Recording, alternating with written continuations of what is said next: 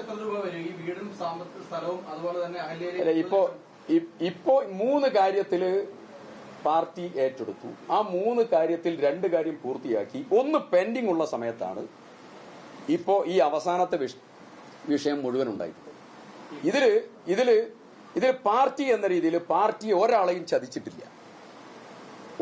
ചതിച്ചിട്ടില്ല, ചതിക്കാൻ വേണ്ടി ആലോചിച്ചിട്ടില്ല. അങ്ങനെ ഒരു ധാരണ പരത്തുന്നത് ഉചിതമല്ല.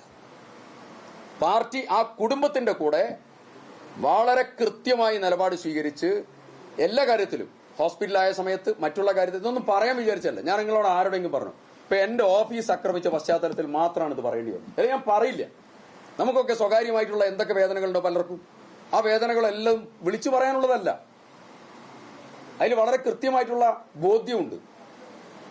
പക്ഷെ ഓഫീസ് ആക്രമിച്ചു എന്ന് പറയുമ്പോൾ അതൊരു ഘട്ടം കടന്ന രാഷ്ട്രീയപരമായിട്ടുള്ള ഒരു ഓപ്പറേഷനാണ്.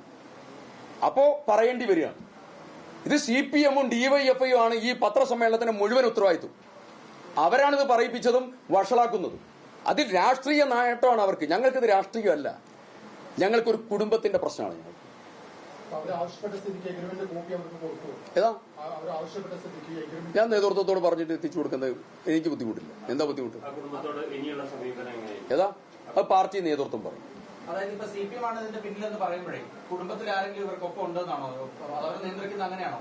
അല്ലല്ല, ഇന്നലത്തെ പത്രസമ്മേളനത്തിന് ശേഷം, ഇന്ന് കാലത്തെ ആ കുട്ടിയുടെ സംസാരത്തിന് ശേഷം, ഇന്ന് എന്റെ ഓഫീസിലേക്ക് DYFI മാർച്ച് നടത്തി ഓഫീസ് ആക്രമിച്ചു എന്ന് പറയുമ്പോൾ, അതിന് പോലീസ് കൂട്ടുനിന്നു എന്ന് പറയുമ്പോൾ അതിലൊരു രാഷ്ട്രീയമുണ്ട്.